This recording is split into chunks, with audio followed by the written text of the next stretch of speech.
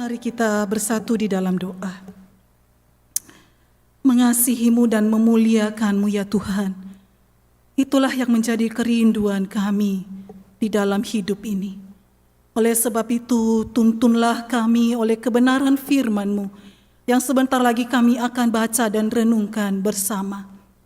Kami mohon kiranya Tuhan yang menerangkan hati dan pikiran kami, agar kami dapat memahami apa yang menjadi maksud Tuhan melalui firman yang akan kami bacakan bersama.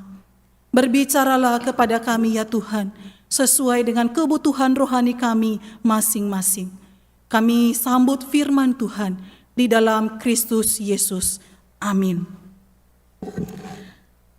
Jemaat yang dikasihi oleh Tuhan Yesus, firman Tuhan bagi kita pada hari ini terambil dari Matius pasal 13 ayat 31 hingga ayat 33 dan kemudian dilanjutkan dengan ayat 44 hingga ayat yang ke-52. Demikianlah sabda Tuhan.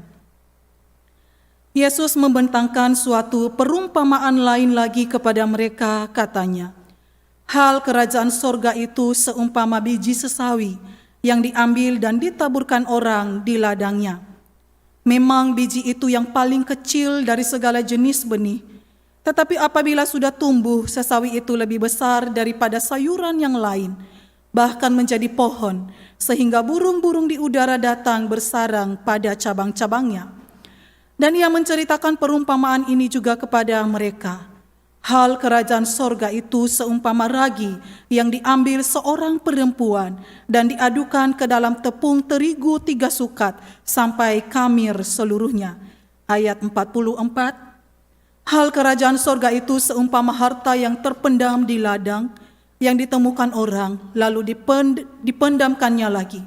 Oleh sebab sukacitanya pergilah ia menjual seluruh miliknya lalu membeli ladang itu. Demikian pula hal kerajaan sorga, seumpama seorang pedagang yang mencari mutiara yang indah. Setelah ditemukan mutiara yang sangat berharga, ia pun pergi menjual seluruh miliknya lalu membeli mutiara itu.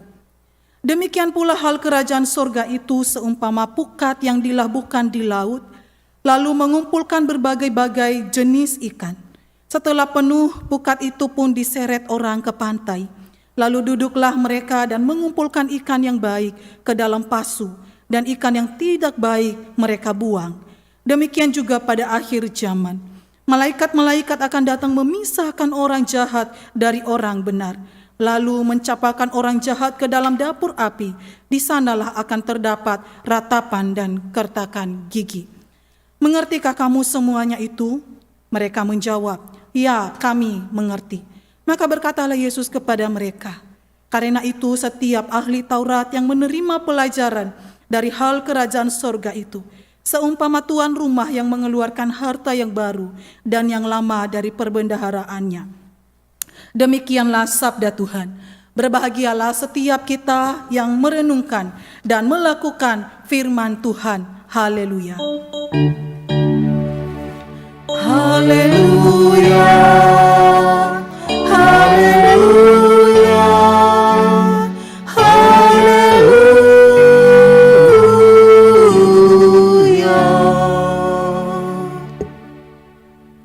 Selamat pagi Bapak Ibu yang dikasihi oleh Tuhan Yesus. Shalom. Apa kabarnya pada pagi hari ini? Saya berharap Bapak Ibu semua di dalam keadaan yang baik dan sehat. Saudara-saudara yang dikasihi oleh Tuhan Yesus, tema firman Tuhan pada hari ini, hidup sebagai warga kerajaan sorga. Hidup sebagai warga kerajaan sorga. Dari 5 perumpamaan yang Yesus jabarkan dalam perikop yang telah kita baca barusan, setidaknya ada 2 perumpamaan yang dekat dengan kaum ibu pada masa ini. Perumpamaan apakah itu? Perumpamaan tentang ragi dan mutiara yang indah. Jadi jikalau para suami datang pagi ini membawa 2 benda ini di tangan mereka dan menawarkan kepada kita, kita akan memilih yang mana? Mau memilih ragi atau mutiara? Saya sudah bisa menebak bahwa saya dan Bapak dan Ibu-ibu pasti akan memilih mutiara. Meskipun setiap hari kita sering berhadapan dengan ragi, bukan mutiara. Apalagi di masa-masa pandemi ini. Dulu ibu-ibu yang tidak suka masuk ke dapur, sekarang lebih banyak menghabiskan waktunya di dapur. Dulu ibu-ibu yang tidak senang memasak, bikin kue, sekarang malah sudah pede bikin PO. Udah bisa berjualan kue. Gara-gara apa saudara? Gara-gara si COVID. Jadi perumpamaan ini sudah tidak begitu asing lagi di dalam kehidupan kita. Benda-benda yang Tuhan Yesus pakai begitu dekat dengan kita dan juga dengan murid-murid pada saat itu. Kalau kita melihat Yesus seringkali menggunakan perumpamaan di dalam menyampaikan pengajaran penting. Khususnya di sini Yesus sedang menjelaskan tentang perumpamaan tentang kerajaan surga. Dalam perumpamaan ini Yesus menjelaskan bagaimana kerajaan surga itu telah hadir di tengah-tengah dunia ini melalui kehadirannya. Jadi kerajaan surga itu bukan sesuatu yang jauh di sana, yang akan dinikmati nanti setelah berjumpa dengan Kristus.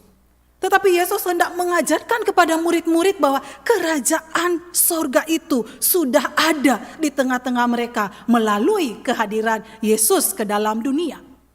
Dan itu akan terus dinikmati oleh dunia ini melalui kehadiran anak-anak Tuhan. Oleh sebab itu, kerajaan surga adalah suasana di mana Allah memerintah sebagai raja sepenuh-penuhnya dalam kehidupan manusia. Bapak Ibu yang dikasihi oleh Tuhan Yesus, kita diajak untuk bisa melihat melalui perikop ini bagaimana hidup sebagai warga kerajaan surga. Setidaknya ada 4 hal yang akan kita pelajari bersama-sama di dalam firman Tuhan ini. Yang pertama, kita akan belajar dari biji sesawi. Biji sesawi kalau kita lihat di gambar itu sangat kecil, dia berwarna hitam. Dan biasanya digunakan untuk menambah cita rasa kepada makanan. Minyak dari biji sesawi ini juga sering digunakan untuk pengobatan penyakit. Maka pohonnya tidak terlalu tinggi, tapi setidaknya pohon sesawi itu lebih tinggi dari manusia. Sehingga di pohonnya itulah pada cabang-cabangnya dikatakan oleh firman Tuhan bahwa burung-burung bisa bersarang di cabang-cabangnya tersebut. Dari biji sesawi yang kecil ini, Bapak Ibu, Yesus hendak menyampaikan bahwa kerajaan surga itu tidak selalu dimulai dengan hal-hal yang menyilaukan mata, hal-hal yang besar. Tetapi justru dimulai dari hal yang sangat sederhana. Bahkan aktor dari kerajaan surga itu harus lahir di tempat yang amat sangat sederhana, yaitu di kandang domba. Dan berita kerajaan sorga itu juga tidak dimulai di istana raja, tetapi justru di daerah yang sangat sederhana, yaitu di Galilea. Ini memperlihatkan kepada kita bahwa kerajaan sorga itu bukan sesuatu yang menarik mata. Kerajaan sorga itu bukan sesuatu yang disukai oleh banyak orang. Tetapi meskipun demikian, meskipun kerajaan sorga itu seperti biji sesawi yang sangat kecil dan tidak terlihat, tetapi ia akan terus bertumbuh. Kita akan melihat hal ini. Bagaimana Yesus ketika ia naik ke sorga, maka berita tentang kerajaan sorga itu diberitakan ke seluruh bumi. Bapak Ibu yang dikasihi oleh Tuhan Yesus, perluasan berita kerajaan sorga itu terjadi ketika sang aktor daripada kerajaan sorga itu naik ke sorga, khususnya di hari Pentakosta. Bagaimana berita itu menjadi berita sukacita bagi seluruh dunia, bagi bangsa-bangsa yang mengenal Kristus. Biji sesawi begitu kecil, tetapi ketika ia bertumbuh, ia menjadi pohon yang besar. Hidup sebagai warga kerajaan sorga pun demikian. Hidup yang mengalami pertumbuhan. Kelihatan awalnya kecil, tetapi lama-kelamaan menjadi besar. Kelihatan biasa-biasa saja, Tetapi lama-kelamaan seharusnya hidupnya bertumbuh. Hidupnya itu bisa memberikan sebuah kehidupan. Dan dikatakan di sana Bapak Ibu bahwa ada burung-burung yang bersarang di cabang-cabangnya. Kalau kita melihat perumpamaan sebelumnya, ada perumpamaan tentang lalang dan gandum. Situ kita melihat juga sebelum lalang dan gandum, kita melihat perumpamaan tentang penabur. Bagaimana burung-burung di situ diumpamakan Yesus sebagai seorang penjahat yang menabur benih yang jahat sehingga benih firman Tuhan itu tidak bertahan.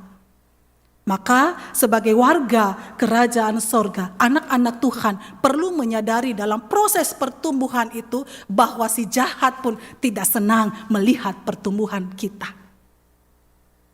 Tetapi ketika kita terus memilih untuk bertumbuh, maka si jahat pasti akan kalah. Hal yang kedua kita belajar dari ragi. Ketika ragi itu dicampurkan kepada tepung, meskipun tepung itu tiga sukat memiliki jumlah yang besar, tetapi ragi yang sedikit ini bisa mempengaruhi seluruh adonan tersebut. Sehingga adonannya menjadi mengembang. Bagi ibu-ibu ini hal yang tidak asing lagi. Adonan itu mengembang dan kemudian menjadi roti yang enak untuk dipanggang. Hidup sebagai warga kerajaan sorga di tengah-tengah dunia yang tercemar ini, orang percaya dipanggil untuk memberi pengaruh. Layaknya seperti ragi. Ragi memberi pengaruh pada adonan. Demikian juga anak-anak Tuhan sebagai warga kerajaan sorga, kita dipanggil untuk memberi dampak, memberi pengaruh kepada dunia ini. Sehingga Bapak Ibu, eksistensi Allah yang sedang memerintah dapat dinikmati oleh dunia ini. Alkisah Bapak Ibu, ada seorang raja yang memerintah dalam sebuah kerajaan besar. Raja ini sudah tua. Saatnya baginya untuk turun tahta dan memilih orang yang tepat untuk menggantikan akan posisinya. Sang raja memiliki 3 orang putra yang sangat pintar, berani dan juga gagah. Sang raja kemudian mengadakan sayembara untuk memilih di antara 3 putra itu yang pantas menggantikannya. Maka sang raja menyiapkan 1 ruangan kosong dan dia memberi perintah bahwa ruangan yang kosong itu harus diisi penuh dengan barang atau benda. Sang raja pun memberikan modal kepada ketiga putranya 1 juta per orang. Anak pertama membeli kerupuk seharga 500.000. Dan kerupuk itu memenuhi seluruh ruangan itu. Maka sisa uang daripada anak pertama ini 500.000. Ketika anak kedua melihat hal itu, dia coba memikirkan bagaimana caranya, benda apa dan barang apa yang cocok untuk memenuhi ruangan itu, tetapi sisa uangnya itu melebihi dari kakaknya. Karena aturan daripada sayembara itu, uang sisa yang lebih banyak itulah yang akan dipilih menjadi seorang raja. Maka anak kedua membeli kapas seharga 300.000 dan kapas itu memenuhi ruangan tersebut. Sisa uangnya 700.000. Wah, dia begitu senang. Pastilah saya yang akan dipilih untuk menggantikan ayah. Anak yang ketiga coba memikir-mikir apa yang harus ia beli sehingga sisa uangnya itu bisa melebihi abang-abangnya. Kemudian dia mendapat 1 ide, dia membeli 1 batang lilin seharga 1.000. Dan kemudian dia menyalakan lilin itu. Dan pada saat itulah cahaya daripada lilin itu memenuhi seluruh ruangan kosong tersebut. Sisa uangnya 999.000. Maka otomatis yang dipilih menjadi raja adalah anak ketiga. Dari contoh ini kita melihat bahwa lilin kecil yang murah dan mungil itu, yang sepertinya tidak berguna itu, mampu memenuhi seluruh ruangan kosong tersebut dengan cahayanya. Demikian seharusnya hidup orang percaya sebagai warga kerajaan sorga. Meski kecil, meski minoritas, meskipun tidak terlihat, namun dipanggil untuk memberi dampak, memberi perubahan besar bagi dunia ini. Dalam khotbah di atas bukit, Yesus menyampaikan kepada murid-muridnya bahwa kamu adalah garam dan terang dunia. Kamu adalah garam dan terang dunia. Ini sebuah pernyataan. Pernyataan yang tidak bisa ditawar. Bukan kamu adalah harus menjadi garam, harus menjadi terang. Tidak, kamu adalah garam, kamu adalah terang dunia. Pertanyaannya, sudahkah kita menjalankan panggilan kita sebagai agen yang membawa perubahan bagi dunia ini? Khususnya saudara di masa-masa pandemi ini. Di masa-masa kesulitan sedang dialami oleh berbagai lapisan masyarakat. Bagaimanakah anak-anak Tuhan dapat menjadi ragi di sana yang memberi pengaruh yang baik bagi lingkungan dan khususnya bagi masyarakat di mana Tuhan menempatkan kita. Dari berita kita melihat bahwa COVID-19 ini semakin hari semakin meluas penyebarannya. Pasien positif pun semakin bertambah. Bagaimana kita sebagai anak-anak Tuhan dapat berdampak menolong pemerintah untuk mengurangi akan penyebaran virus corona ini dengan kita menaati protokol kesehatan yang telah ditetapkan oleh pemerintah. Tadi dari perjalanan dari rumah sampai ke gereja, saya sangat miris melihat begitu banyak orang di jalanan di luar sana yang tidak menggunakan masker. Bagaimana kita sebagai anak-anak Tuhan dapat disiplin di dalam menggunakan masker? Bagaimana kita sebagai anak-anak Tuhan dapat menahan diri untuk tidak berkerumun? Bagaimana kita sebagai anak-anak Tuhan tidak egois? Kita bisa menjaga kehidupan, kita menjaga kesehatan orang-orang di sekitar kita. Saudara yang dikasihi oleh Tuhan Yesus, ada dua tipe orang saya lihat di tengah-tengah kondisi seperti ini. Dalam menghadapi COVID-19. Yang pertama tipenya itu paranoid. Ya. Penuh dengan kecemasan, penuh dengan ketakutan, apa-apa takut. Pegang duit aja takut. Iya kan? Mau ke pasar takut. Ini saya pikir ngomong sama orang pun takut. Ini paranoid. Saya pikir ini ketakutan yang berlebihan. Tipe yang kedua, menyepelekan. Wah, sangat berani. Gak apa-apa, saya sehat. Kemana-mana bisa. Padahal dia tidak tahu, mungkin dia adalah positif COVID, tetapi tanpa gejala. Orang tanpa gejala. Dan dia membawa virus kepada orang-orang lain. Ya, dua hal ini tentu tidak terdapat di dalam jemaat Tuhan. Kita tidak perlu terlalu takut, tetapi kita juga jangan menyepelekan.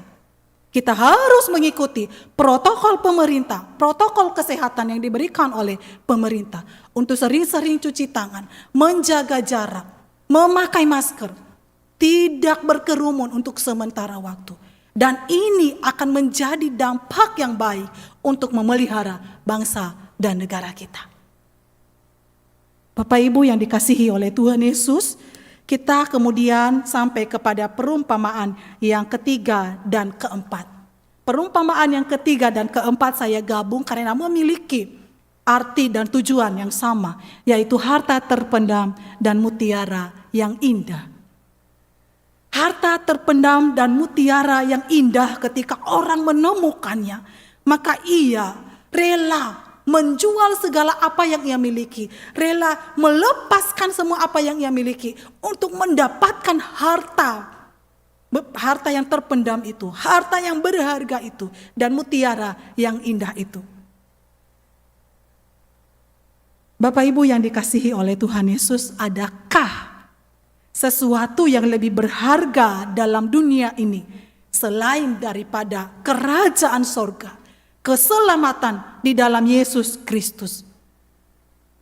Yesus pernah berkata, barang siapa mengasihi ayah dan ibunya lebih daripadaku, ia tidak layak bagiku.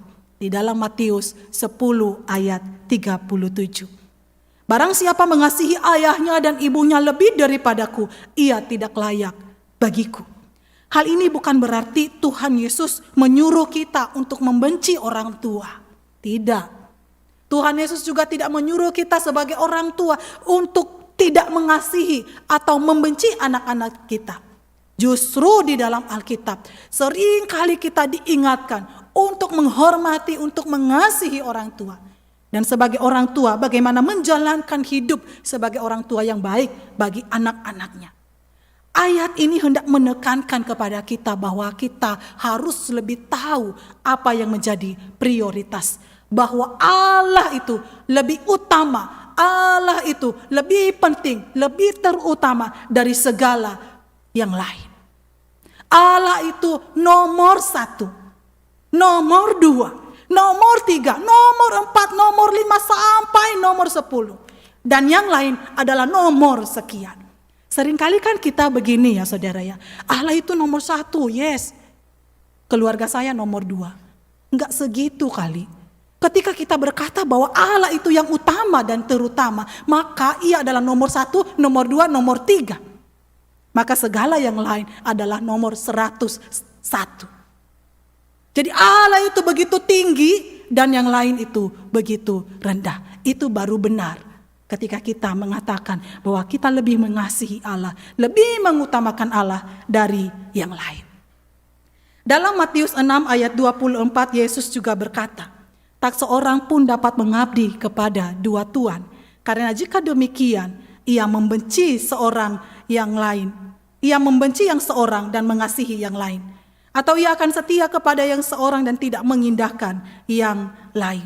Kamu tidak dapat mengabdi kepada Allah dan kepada Mammon. Bapak Ibu yang dikasihi oleh Tuhan Yesus, kita harus dapat memilih apa yang paling berharga di dalam hidup kita. Perumpamaan ini sangat kontras dengan kisah nyata tentang seorang muda yang kaya raya yang datang kepada Yesus menanyakan bagaimana supaya ia beroleh hidup yang kekal. Seorang pemuda ini, seorang yang kaya raya, seorang yang saleh. Karena setiap Taurat yang ia dapatkan, ia lakukan. Setiap Taurat ia lakukan dengan segenap hati. Tetapi tatkala Yesus berkata, jualah semua milikmu itu, semua hartamu itu, maka dan kemudian ikutlah aku. Firman Tuhan berkata apa? Pemuda ini sedih. Dia tidak mau melepaskan sesuatu yang selama ini dia anggap begitu penting, begitu berharga. Dan pada saat yang sama, ia kehilangan akan keselamatan di dalam Kristus Yesus. Yang menjadi pertanyaannya, berapa banyak orang yang rela berkorban demi kerajaan sorga? Berapa banyak orang yang begitu radikal mempertahankan imannya untuk setia kepada Tuhan Yesus? Berapa banyak orang yang begitu gampangnya menukar keselamatan di dalam Yesus Kristus dengan sebuah jabatan. Menukar Tuhan Yesus demi cinta. Cinta yang sementara. Cinta yang mudah berubah-ubah. Demi pasangan hidup. Berapa banyak orang yang menukar Tuhan Yesus demi mendapatkan kelancaran usaha. Demi terhindar dari kesulitan dan kesukaran. Demi mendapatkan kesembuhan. Hidup sebagai warga kerajaan sorga adalah hidup yang rela berkorban, rela melepaskan sesuatu yang dianggap berharga demi Dia yang telah berkorban paling banyak untuk kita yang tidak layak menerimanya. Karena keselamatan itu lebih berharga, lebih mulia dari segala apapun yang ada di dalam dunia ini. Yang keempat, kita melihat tentang pukat. Ya, ini mungkin agak asing bagi kita, tetapi ini tidak asing tentunya bagi murid-murid Yesus yang juga sebagian besar dari mereka adalah nelayan. Perumpamaan tentang pukat ini hendak menjelaskan tentang penghakiman. Bahwa ada tiba saatnya Tuhan akan menghakimi dunia ini. Tetapi penghakiman, hari penghakiman bukan sesuatu yang menakutkan bagi setiap anak-anak Tuhan. Kenapa saya mengatakan demikian? Karena firman Tuhan berkata di hari penghakiman itu anak-anak Tuhan, orang-orang benar akan bercahaya seperti matahari dalam kerajaan Bapa. Dan Paulus berkata kepada jemaat di Filipi, karena kewargaan kita adalah di dalam sorga, dan dari situ juga kita menantikan Tuhan Yesus Kristus sebagai juru selamat. Jadi hari penghakiman itu adalah hari yang dinanti oleh setiap anak-anak Tuhan. Bukan setiap orang Kristen. Karena kita melihat di dalam pukat ada ikan yang baik dan ada ikan yang tidak baik. Itu menandakan apa? Ada orang benar, murid Kristus sejati, ada murid-muritan. Murid tanpa pertobatan. Bagi murid sejati, hari penghakiman itu bukan sesuatu yang menakutkan. Karena kita tahu itulah permulaan hidup kita bersama dengan Allah sampai selama-lamanya. Tetapi bagi mereka yang tidak percaya Yesus, hari penghakiman itu adalah hari yang sangat mengerikan. Karena di sana ada ratapan dan gertakan gigi. Maka di dalam perumpamaan yang keempat tentang pukat ini kita diajak untuk dapat meminta hikmat dari Tuhan. Selama ini kita itu sudah termasuk murid sejati atau murid tanpa pertobatan. Kita butuh hikmat Tuhan untuk menilai, untuk melihat kepada iman kita. Selama ini ikut Tuhan itu benar-benar, udah benar-benar percaya atau hanya ikut-ikutan saja. Dan hanya Tuhan yang akan menjelaskan hal itu dalam pergumulan kita. Bapak Ibu yang dikasihi oleh Tuhan Yesus, kita melihat pada kesimpulan 4 hal hidup sebagai warga kerajaan sorga yang telah kita renungkan bersama tadi ini. Yang pertama dari biji sesawi kita melihat bagaimana hidup ini harus terus bertumbuh. Bagaimana Injil ini harus terus bertumbuh. Bagaimana iman ini harus terus bertumbuh. Yang kedua tentang ragi. Bagaimana sebagai warga kerajaan sorga kita memberi dampak, memberikan perubahan bagi dunia ini.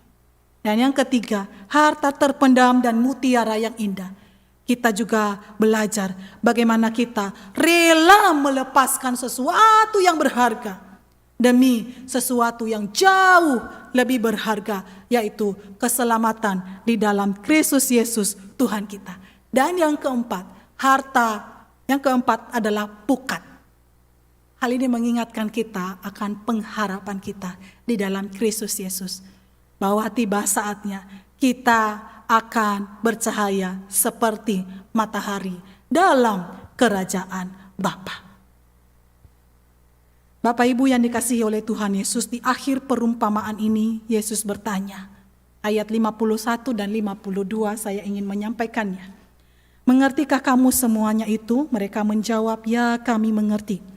Maka berkatalah Yesus kepada mereka, setiap ahli Taurat yang menerima pelajaran dari hal kerajaan sorga itu, seumpama tuan rumah yang mengeluarkan harta yang baru dan yang lama dari perbendaharaannya. Ada paradoks di sini, para ahli Taurat dan orang Farisi yang juga turut mendengar pengajaran Yesus dan yang setiap harinya berurusan dengan Taurat, justru tidak mengerti pengajaran Yesus dan mereka tidak percaya kepada Yesus. Sementara Yesus menyapa rakyat biasa, murid-muridnya, para pengikutnya sebagai ahli Taurat. Yesus mengajarkan bahwa sesuatu yang baru tidak bertujuan untuk menggantikan harta yang lama. Artinya apa? Pengajaran Yesus bukan berarti untuk menghapus atau melupakan PL. Karena keduanya adalah harta berharga daripada Tuhan, yaitu firman Allah yang menuntun kita untuk dapat hidup sebagai warga kerajaan sorga. Firman Allah di dalam perjanjian lama dan perjanjian baru itu menjadi penuntun sejati dalam perjalanan kita menjalani kehidupan sebagai warga kerajaan sorga. Di tengah-tengah kita menjalani kehidupan sebagai warga negara suatu bangsa. Kiranya Tuhan menolong kita dan firman-Nya terus menuntun kita untuk hidup sebagai warga kerajaan sorga. Tuhan Yesus memberkati, mari kita masuk di dalam saat hening.